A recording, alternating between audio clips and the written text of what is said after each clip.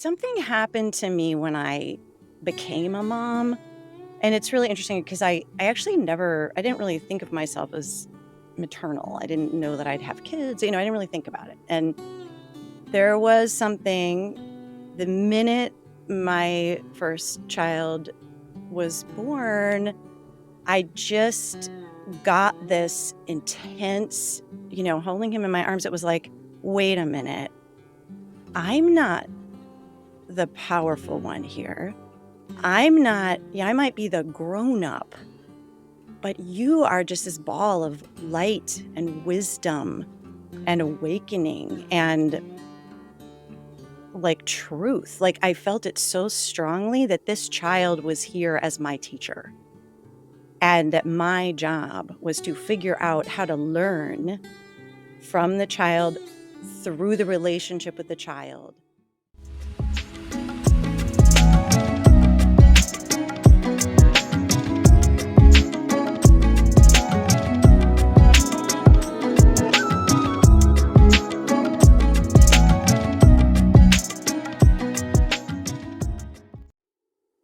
Welcome, everyone, to the Spiritual Forum. I'm so glad you're here. I'm so excited about today's guest.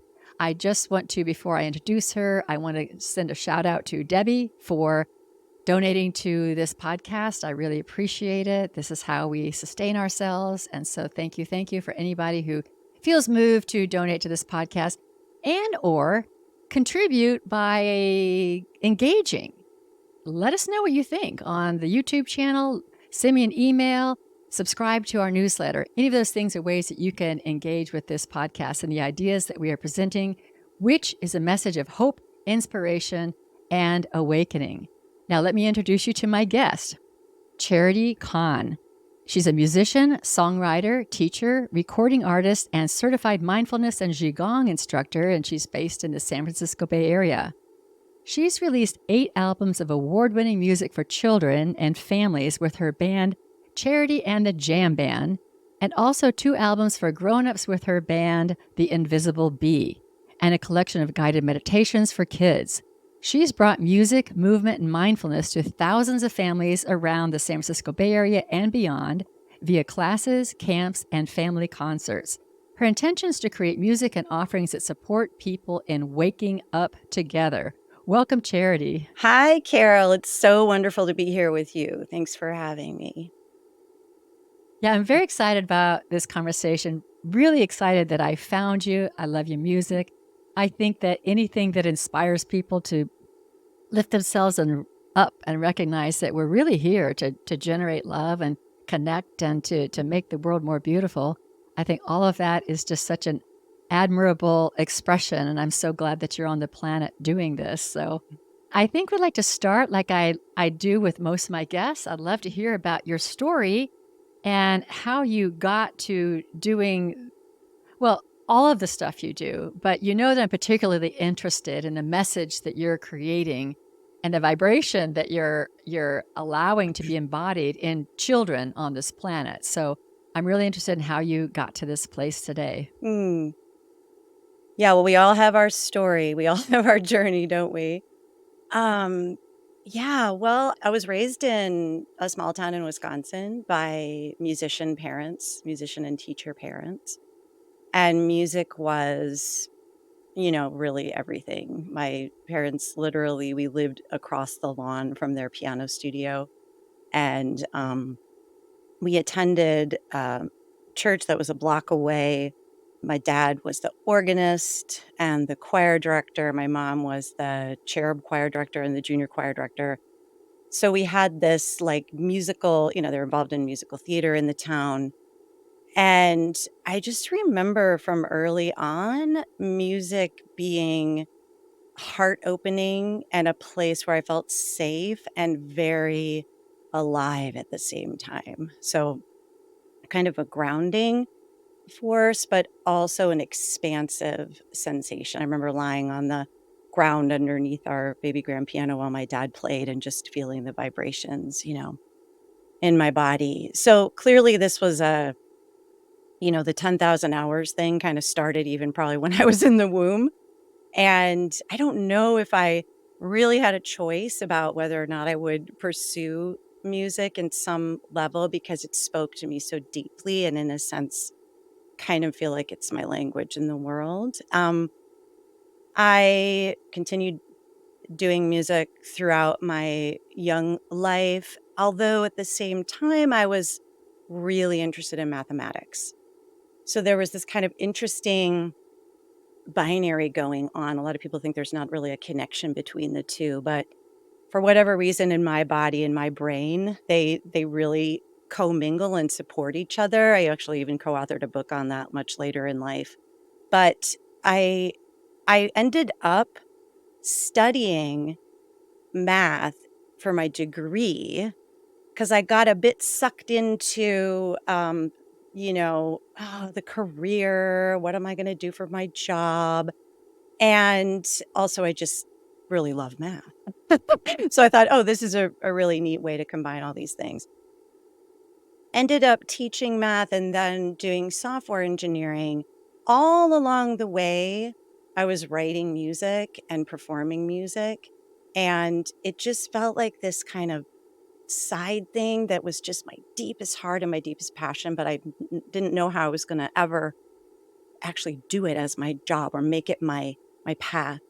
And I mean, a lot of things happened in between here, obviously, but when I had my own children, when I was 30, I had my first child and something clicked and I realized I can't be in the corporate world. I can't do this anymore. I love the math. I love the coding. I love the sort of perfection and sort of elegantness of it. But music's where my heart is at. And that's when I started teaching the classes in my living room with my parent friends and writing songs, recording, and just, making this whole thing that I now call JAM, which is an acronym for joy and music.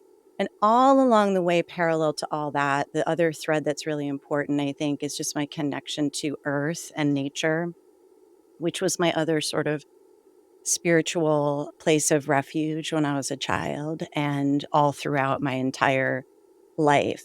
So those themes getting woven into the music and then finding I loved being in the church when I was a child with the around the music, but that particular angle was a Methodist church, and it just, like, it didn't quite jive with what I was feeling in my body, and so I think there was a kinda quest that I was going on in my life, maybe unbeknownst to my cognitive brain, to find spiritual teachings and awakenings that supported whatever was really going on in my body, heart, and mind, and so I did a lot of different things, but I've been a student of Buddhism for almost 20 years and the Dharma, and then those messages of awakening and mindfulness and kindness and compassion are also sort of wrapped up into all the music that I write and in the way that I engage with families and children and what I wanna support, what kind of energy I wanna support and create containers for in the world.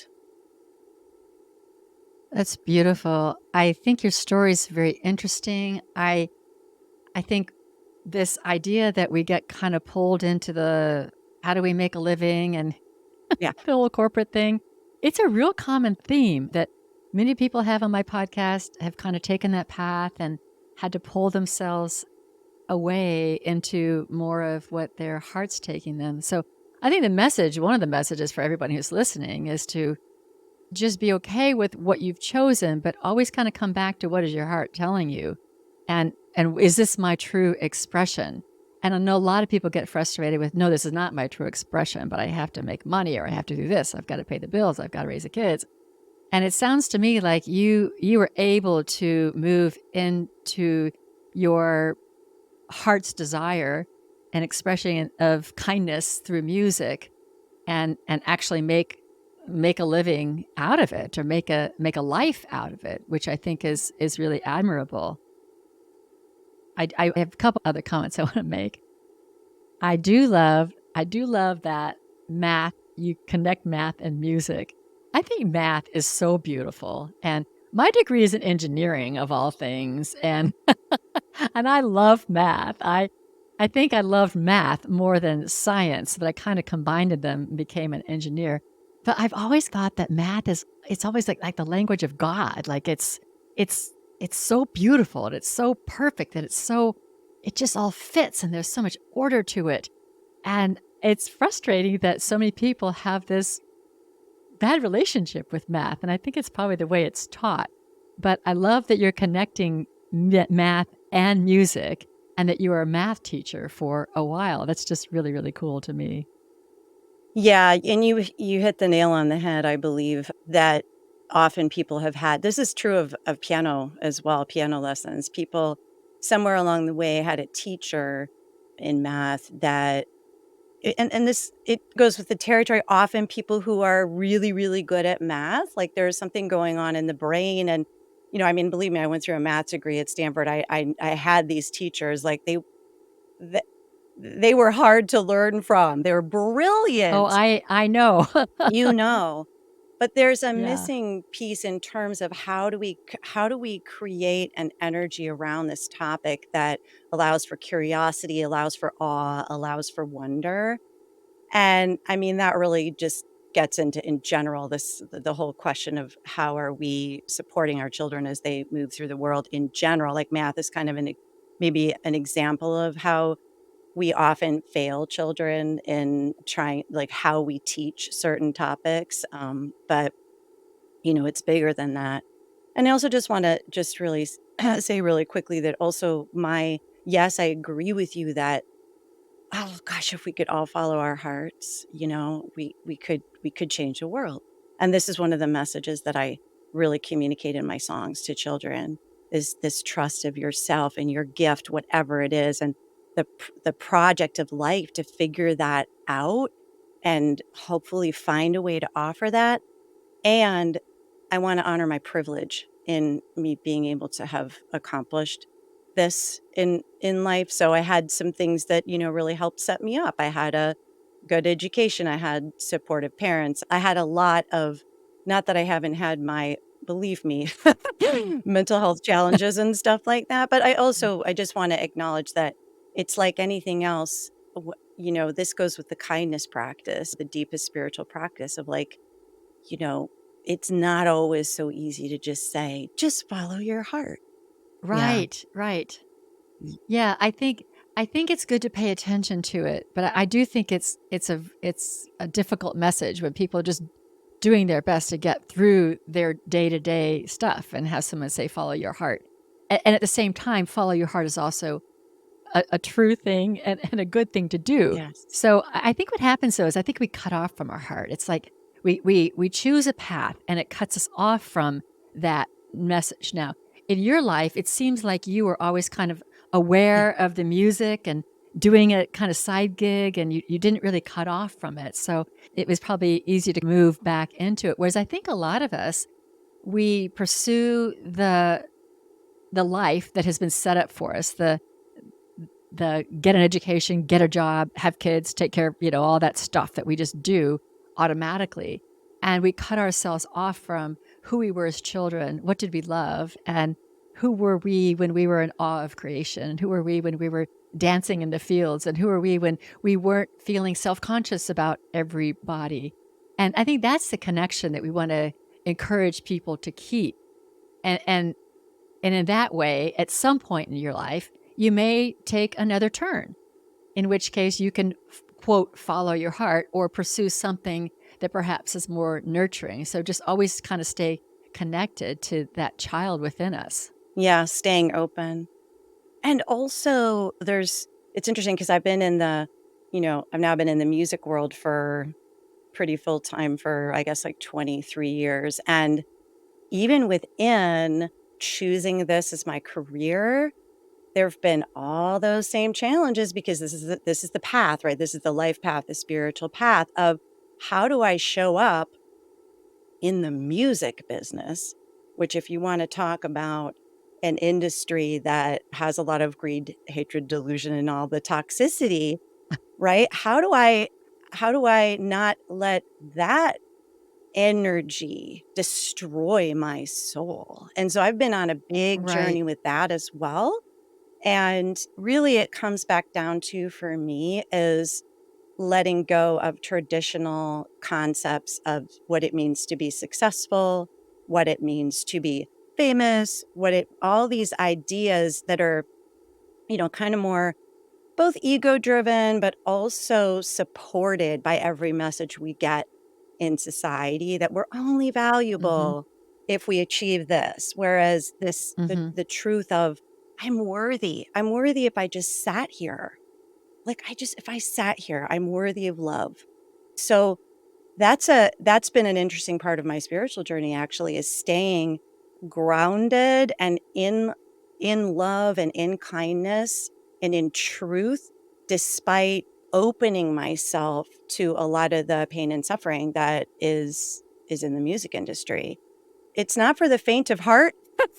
And I've had to do a lot of work, and getting back to this idea of following our heart, like, it may not be that it's the career, but it's what, Mhm. just like coming home and painting for 20 minutes at the end of the day. Like, what is the creative expression that brings us back into alignment with whatever the word is, for the listener, the divine, the spirit.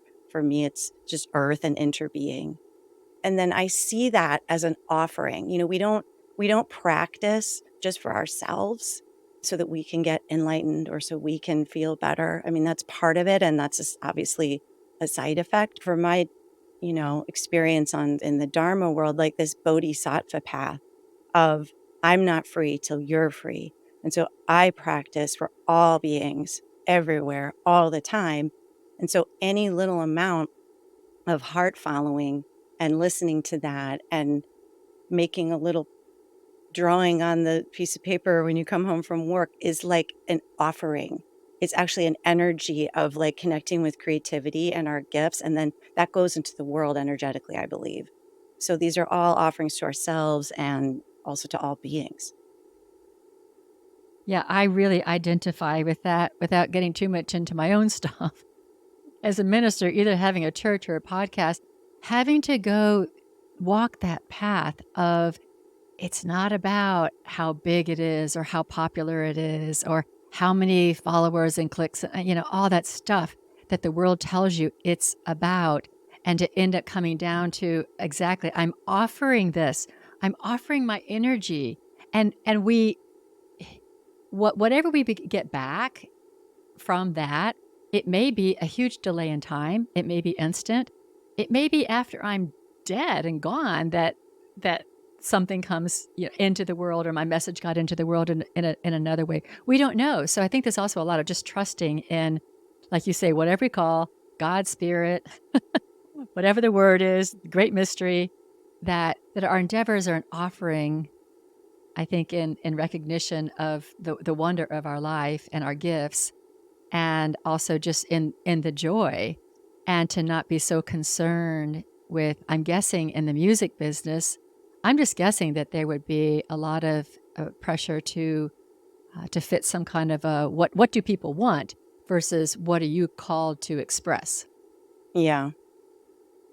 Yeah. And I'm never very good at that. I'm never very good at I'm not either. giving people what they wanted. It's like in a sense, I don't fit that mold. Like I'm not able to create uh a brand of myself. It's just like this is who I am, this is what I'm here to do, this is the gift. And the authenticity of that is like, in a way, I remember early on thinking, oh, this is so hard. I wish I could just be more fake.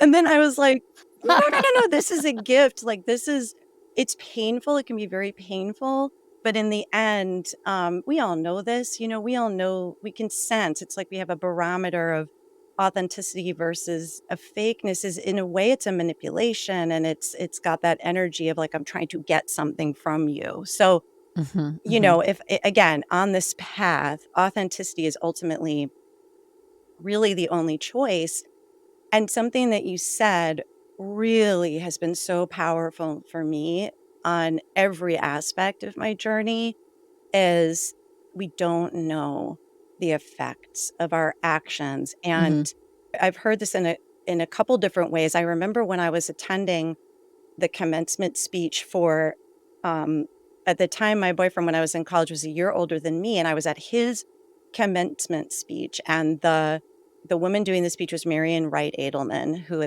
that was the head of the Children's Defense Fund, and she said something that just went. I mean, I'm tearing up thinking of it. Just went right into my heart. She said, "Doesn't matter if you and God are the only ones who know what you're doing." Right. Right. And even Right.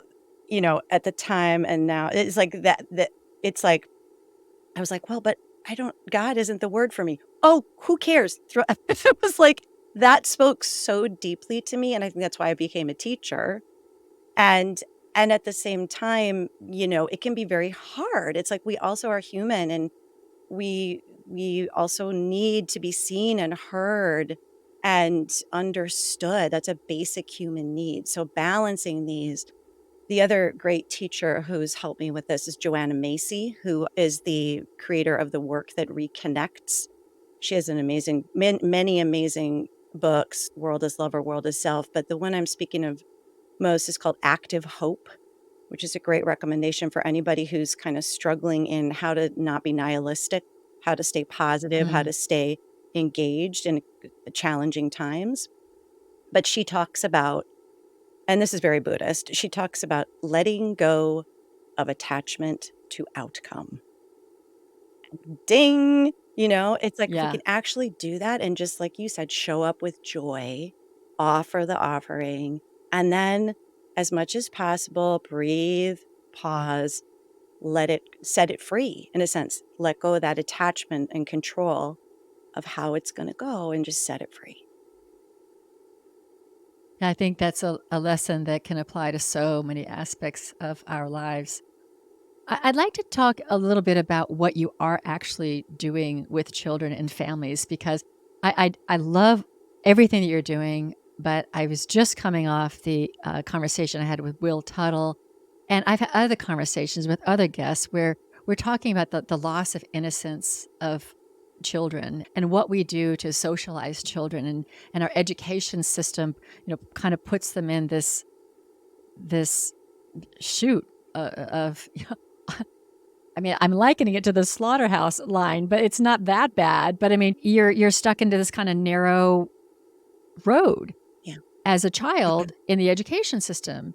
And everything that our culture teaches children, us included when we were children, there's a lot of deception in all of that. And so we lose our essential nature. We lose our connection to ourselves, to animals, to plants, to the world, to everything, just by the nature of being socialized. Or in the Four Agreements, Don Miguel Reyes talks about it as I think he calls it is it the indoctrination of the planet? Something like Yeah. that. And so what I really love about your work, and the reason I was really attracted to your work in the beginning is what you're doing for children seems to be a cultivation of that natural essential essence that we all have as children. And so can you talk about some of the things that you're doing with kids so people will know more about what I'm talking about? Yes. Thank you for bringing this up. It's so essential. Yeah, and I don't have, just to clarify, my educational background is not in child development or anything like that, but I raised 2 kids. I spend intimate time in preschools and I ran my own camps for years and classes with children and observing children and the grown-ups around them and how it was all flowing and growing or not flowing. And I something happened to me when I became a mom, and it's really interesting because I actually I didn't really think of myself as maternal. I didn't know that I'd have kids, I didn't really think about it. And there was something the minute my first child was born, I just got this intense, holding him in my arms. It was like, wait a minute, I'm not the powerful one here.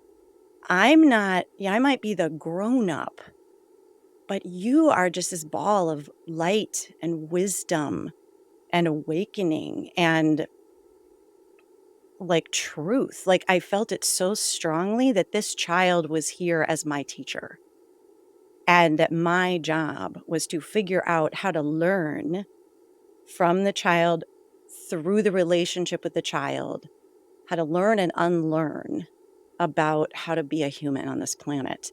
And so that, again, another aspect of the spiritual path for me was, was my parenting. And then, when I realized I was starting to work with young children, and I mean, I was spending time with obviously all my friends' kids too. And it kept hitting me. It's like, wait, I know we're in charge, but I want to find out, I want to find a way to have some kind of equity here between this child and myself. I want to make the playing field a little more even. I don't want this to be an authoritarian state. I don't want it to be a power dynamic. I know that I need to be the person who sets the healthy boundaries and creates a safe container. And yes, there are limits, and that's important for the child's emotional, spiritual, physical development. And where are the places where I can stay open and I can learn from this child and listen to them and see them and understand them and have it be a dynamic and a conversation. And so just feeling like developing that, really the trust, like I want them to trust me not because I'm mom or I'm the grown up in the room, but because they actually feel safe in a Mhm. deep way, not just sort of like, in a sort of codependent way, but like, is there a way to actually like help? And I don't know if I succeeded at this, let's be honest. I mean, my kids are in their 20s. They're awesome. But of course, we're a normal human family. We have our stuff. But that, I guess it just to say that became my guiding principle. So through my music and through my connection with children, this is what I am trying to do. And this is what I'm going in with the intention of. And I figured out early on that one of the very powerful ways to connect with children is through movement. And so they are always moving. They need to move. It's actually what makes their brains grow and gets them smart, right? Rather than sitting down and trying to draw their ABCs, it's actually the movement that grows the neurons in the Right. brain. And so I realized, like, and I love to dance. Dance has been a spiritual practice for me. So all the music that I write, especially the early on, what had choreography to go with it. And so then I would create these, I wanted to create spaces where communities could come together and sing and dance and be joyful, because we don't really have that in our culture so much in the States here. Right. And so that's what I do is I create spaces where children and families and communities can sing and dance and move their bodies. And little did I know at the time, but now that I've studied, more about trauma and more about deregulated nervous systems and all that, like all the moves we're doing are actually in the humming and the singing are actually very profound healing practices as well. It's just kind of intuitively doing that. And then I also, with I don't like to call them audiences because that puts a separation between me and the children and the families. It's like and I always tell them this, we're in this together, we're here together. Sometimes I happen to be on a small stage or in a different space, but try to do everything I can to help them feel that we're on equal footing. And, I can get into more some of the details of that if you want me to as well. Yeah. Are we talking about, like, concerts or parties or, what exactly is Yeah. the container that we're talking about? Many different containers. I work at various preschools where I've been working for years, so I know the kids really and the teachers really well. So I'll go in once a week and we'll have a 45-minute music movement at mindfulness session where we're up and dancing and also doing mindfulness at the end. So that's one aspect. I go into elementary schools and do more kind of assembly type performances. Mhm, I mhm. do, yes, I do birthday parties. I love the library system. The libraries hire me and then the shows are free for everyone in the community. It's super inclusive. And then I have a band, my charity and the JAMband. And we perform, we're the ones those are the people who record on me with all of my albums.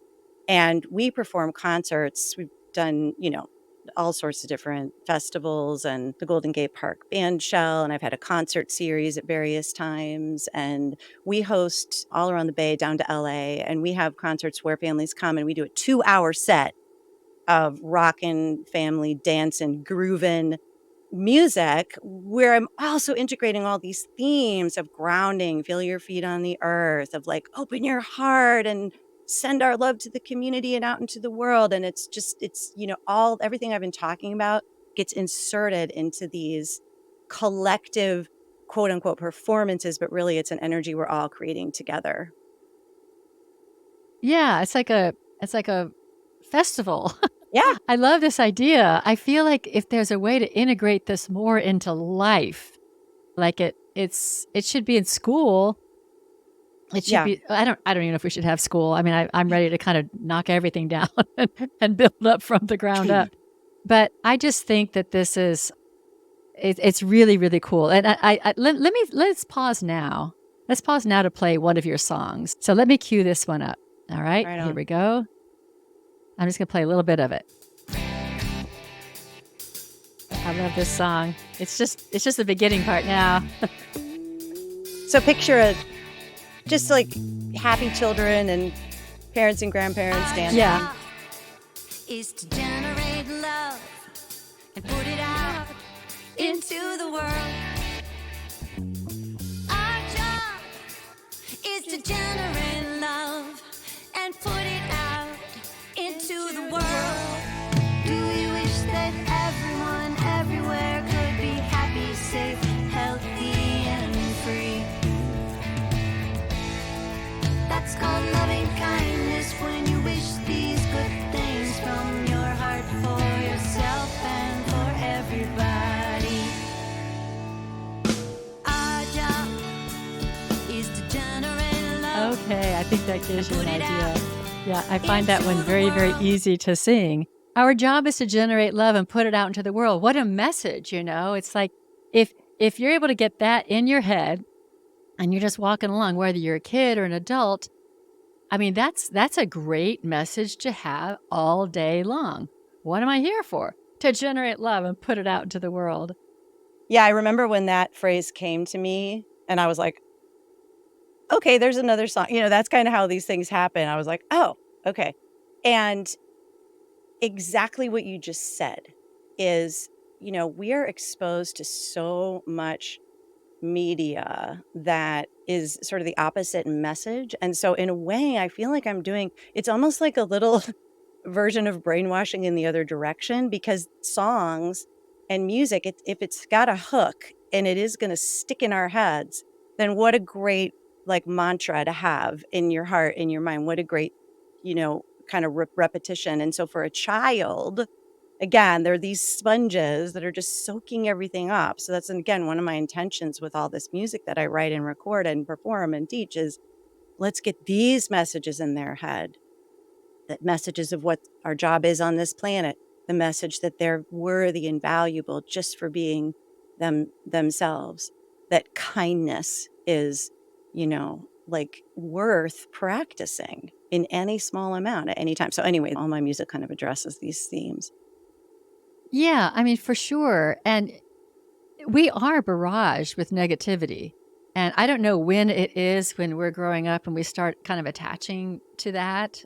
But in the beginning, every little baby that comes in is, they're obviously concerned about their physical comfort and is their diaper clean and are they hungry and those kinds of things, their warmth and all. But outside of that, they're just here to like experience this planet, They're not really reacting to negativity because it doesn't really exist in their world. But at some point, we start putting our attention towards that. And so for children to get these messages and through song, and I love through dance too, because that's like embodiment. But the song, there's something about songs, that we remember those songs from childhood. We remember those songs that the Itsy Bitsy Spider, McDonald's Farm, and those kind. We remember those. And so this is a song that could take a child all the way up till being an old person, that this is a mantra that they have in their mind that they learn as a child. And it's a great, great message of hope. Yeah, and to speak to that too, the Old MacDonald, I rewrote that song to be about a sanctuary farm. And as my message I know that song, yeah, yeah. and there's a great video for it, made by Tony Segal from Silver Reaction Media if people wanna search it up. But as my own spiritual practice and, vision and just sort of my sense of my path in the world has kind of gone along, this message of kindness in all things has really gotten honed. And especially you mentioned earlier the deception, like when we're raising our kids and the ways in which we maybe aren't honest with them about certain things. And I understand developmentally, like we have to protect them too. There's a fragility to their mind, to their hearts that we can't just throw all the truths at them. We tighter that. Mm, But I think we also as grown-ups can question that a little bit. That can be an inquiry into, is there a way to discuss this topic that maybe is an opening to the child actually having more of the truth? So that actually my most recent mhm. album, that the song Generate Love that you just heard is off of my most recent album, which is called the Vegan Album. And I decided to just make a record about kindness to animals and the earth and have these messages in there as an inquiry. It's an exploration. So it's like, let's have this conversation and let's ask these questions. Like, is this really true? And so what I'm Mhm. again honing the kindness into other areas of like honoring children and children's experience with with suffering. I mean, children are very sensitive. And I mean, I know everybody has their own like Mhm. level of sensitivity that they come to this planet with, but we can probably safely say that most children are kind of attuned from an early age to the suffering of others. Like you'll see on if a if somebody's upset in the room, a baby will often get upset. There's like a mirroring going on there. And Mhm. this is true. We probably all have Mhm. a story from our childhood of whether it's watching Old Yeller or it's like seeing, for me, it was like that. And also Mutual of Omaha, National Geographic with the Bambi. seal hunting. What's that? Do- I said Bambi. Bambi. Bambi it was really rough Exactly. on me when I was a kid. Right. And yet, is there a place for how rough that is for that child to have space? And so if there's no Mhm. space for Mhm. it, which is understandable because the grown-ups are often triggered or maybe don't know how to have the conversation, but then that leaves the child with needing to put those feelings under a rock. And that's the beginning of the Right. erosion of the possibility for compassion in all things. Yeah, I completely get that. I really feel fortunate that I had a loving family that I grew up with, but that doesn't mean they got me emotionally. I feel like the horror of Bambi for me, it sounds like I'm psychoanalyzing myself now, but there was no body there to hold the contain that what happened to Bambi's mother. And it was a quiet suffering for me as a child, and I had no place to put that. And Yeah. and as an adult, I think adults, what happens is the adult also feels a sadness, but doesn't want to feel the sadness. So then they gloss it over with something like, well, that's just what happens in nature, you know, or something. So they can kind of move on and not also feel the pain. We do this over and over and over again. But the idea of creating space for when children awaken, I mean, awakening, I've said many times, awakening is tough. Some people think awakening is easy. Again, I don't know what they're awakening to or from if it's that easy. When you awaken as a child to, wow, this world's pretty rough. This world's got a lot of suffering. I can't believe there are these inequities. And what do I do with that? That's a huge thing that we don't address with our children. Huge. So I'm really glad that you're looking at that. Yeah. Yeah, and I mean, the word that's coming to mind is normalization of violence. I guess that's Yeah. 3 words, but normalization of violence, and then of course it's, we are conditioned, and then it's like we know how trauma works. Like you can't actually, you have to have the right kind of container to actually integrate versus having it be a shattered experience that creates triggering and PTSD and all this Hmm. later. And so I don't know. It's interesting because the conversation, where does this conversation start? And it starts all over the place, right? It starts, and it's practicing. To me, it's like, okay, normalization of violence. Wow, that's a thing we do with our children. Okay, where's one small place this in the next, in my life in the near future that I can keep that as an inquiry and try something slightly different with a child who I know who's in my life. Or maybe it's our own inner child. Maybe it's working to Hmm. heal that normalization of violence that we've internalized that is now driving our decisions, because it's cognitive dissonance, right? It's why very spiritual people who are kindness in all affairs, but maybe still eating meat and dairy, it's like there is a disconnect there. And, or I could say any number of things, it's like we all are driving our cars probably more than we need to. And that's affecting the environment in a negative way. So just that willingness to ask the question, and this is something I've also learned both from my Dharma practice, but also from being in recovery. I'm an alcoholic in recovery, 12 years. The willingness to sit with discomfort. Like, not everything has to Hmm. be Hmm. comfortable all the time. A craving, having a craving and not acting on it is very uncomfortable. Ooh, I could just, right in Hmm. my body right now. And so seeking out the tools and the communities that help us learn to sit with these discomforts, that then once we integrate and we understand, we don't have to just paper everything over, but we can actually make a different choice in whatever realm it is. So we need to do this work for ourselves. And, I'm constantly still always doing it.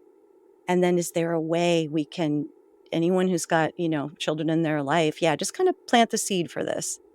Yeah, I think, I mean, I can just see the whole world would be so different if we Yeah. learned how to create space for discomfort, and if we learned how to not normalize violence and paper over everything. I think this could be a good time to play one more of your songs Sure. because you talk about children and kindness, and that's what kindness looks like. It's short. I really think this is so cute because it just illustrates just a few little situations that children can actually be in, and they can make this decision or not. So here goes this one. If you ever see a spider creeping round your room, there's no need to be afraid, it's just doing what spiders do. So carefully put it in a cup and carry it outside, set it free. Let the spider live its spider life. Oh, that's what kindness looks like today. Well, if you see a tiny ant crawling across the path, why not pause for a moment and let the ant pass? Oh, it's probably got important business to attend to and would prefer not to be stepped on, just like you. Oh, that's what kindness looks like today. If you see a flower blooming wild upon the land, and you really want to pick it and hold it in your hand, can you sometimes just appreciate it with your eyes and nose? Let it stay in the ground, let it blossom, let it grow.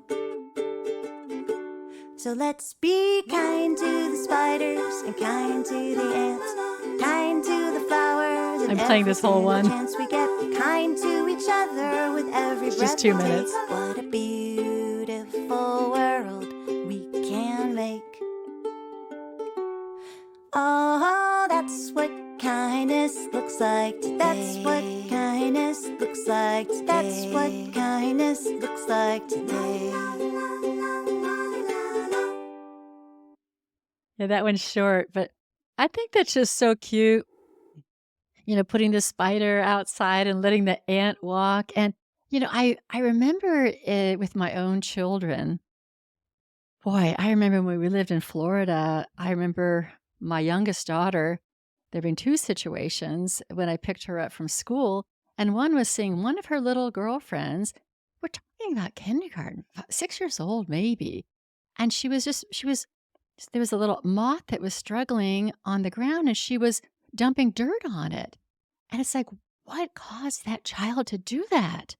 And so I just ran to her. I'm like, "Oh, honey, no, let's let this moth, she wants to live just like you, and let's let her fly." And she wasn't my child, so perhaps I was overstepping some parenting roles there. But I felt really sad that there was something there that caused her to do that. And then I also saw another little boy when going out to the bus, just stomping on a lizard. And I'm like, wow, you're like 8 years old. What causes you to want to snuff out that little lizard's life? Oh, and shoot, another one. Florida's full of crazy kids, I guess. Another one kicking a kitten. What that kitten ended up being mine, but I picked him up. But it's like, what is it that causes these children to not connect at that young age, 6 and 8, 10 years old, and want to snuff out life versus allow it to live a spider life or live an ant life? Yeah, my heart goes out to both all the creatures, but also those kids and also their Yeah. families because, I mean, again, like, if we know this, if we don't feel safe ourselves or if we've, had harm caused to us, we can often be more likely to cause harm to others, and so we don't know the Mhm. situation in those families, and also this idea that children are they're so powerful, but at the same time, they're powerless over most of the decisions in their life.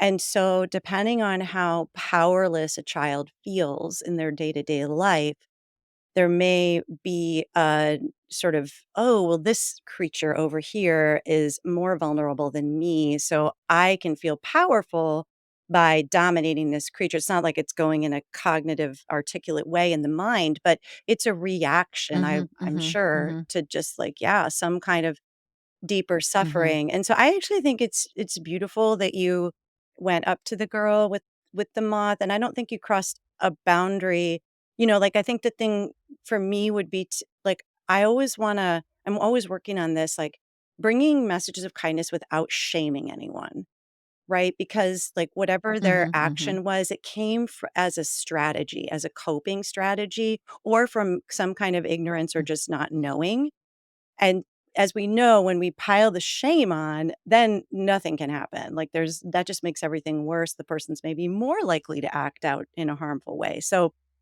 I'm sure you did it in a lovely, kind way, and that could have been a moment of transformation for that child too, even if they were acting from a place of trying to feel powerful in a powerless situation, like, "Oh, somebody just said that moth deserves to live too." Like, that went in there. It's what we were talking about earlier, you don't know the kind of effect. Mhm, mhm, So, yeah, I think whenever, mhm. we can do this all around the world is call out harm and in ways that aren't shaming, but are kind of just truth and expressing from, like, I know from my experience, especially as, like, an animal activist and a, vegan activist and an earth activist, I try to make sure it's coming from my love, my place of love for the earth, for all the animals, for ecosystems, not from a place of judgment or shame of the person who's doing something different, but just, like, let this joy and this love explode out into the sort of like, the quote unquote teaching moment or whatever, remembering that I also have a lot to learn myself. Yeah, you're doing your job generating love and putting it out into the world. That's my job description now. That is love generator. Yeah, and Okay. that song, We I think I agree with you that that is like a very, easy entry for kids and grown-ups because it's we do find spiders, we find ants, we find you don't have to go all the way to the whole, like, factory farm conversation or, you know, climate chaos conversation. Like, let's start with something little like, "Oh, the next time you see an ant, what if you pause?" That's the mindfulness, right? And have the space to make a different choice, and then how wonderful is that not only for the ant, but for you? Like, we gain so much from these acts of kindness. That's a feeling of power, true power. I chose not to harm. That's fabulous. That's really fabulous. I love that. I wanna give you I'm gonna give you the last word. Maybe you wanna tell us people a little bit about your grown-up music, which I think is really cool too. It has a environmental focus, and you can just talk about it or anything else you wanna say in the last few minutes. Sure. Yeah. So it's interesting because my children's music charity and the JAMband is the kids' music. And then before I started doing kids' music, I was always writing grown up music through my 20s, but didn't really do anything with it. And I hit a point in my sort of spiritual journey and also my awareness of the current state of things with environmental degradation and animal situation for animals. And I kind of it was a challenging place mental health wise. And I a lot of music came out of this place of like, how do I show up in a world that is so broken? And the music that came out of that exploration is I created it's the same band actually, it's the same musicians, but we call ourselves Okay, different name. the Invisible Bee. And I have 2 albums, one is Broke Down Palace, one is Incurable Love, and these songs are, they're about grief, they're about joy, they're about walking this path and trying to stay awake in the midst of these challenges. How do we, care for ourselves and just some of the feelings that come up as a mother, and then also just some rockers of, like, some powerful, like, "Hey, let's get out there and generate the love." So, it's kind of a wide range of styles and also themes, but I say, "Hey, you can listen to my kids' music as an adult, and you can also listen to my adult music as a kid." It kinda goes both ways, and that I know people do that, so, it's like there's a binary, but not really. And I mean, aside from that, like, last words, I don't know, I feel so inspired to be able to have conversations like this. I'm really grateful that you had me on, Carol, and that you're having these conversations. And I know for myself, listening to podcasts where I always get new tidbits of spiritual nourishment. And I think that if I'm going to say anything, it's just in those moments of darkness, those moments of nihilism, those moments of, how am I going to do this? Like, first of all, validate that. Like, that's that's real. Like, we don't wanna paper over that either, right? We don't wanna spiritual bypass the pain that Mhm. we feel over all the suffering in the world because for me, at least, and I know for a lot of people, acknowledging and sitting with that is the beginning of the other side, which is gratitude, joy, activism, whatever that means for you,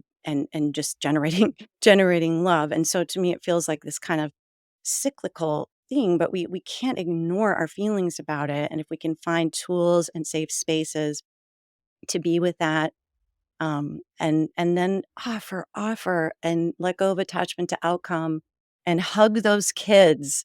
Hug them, let them feel seen and heard and acknowledged and understood. Give them time and space to have their feelings.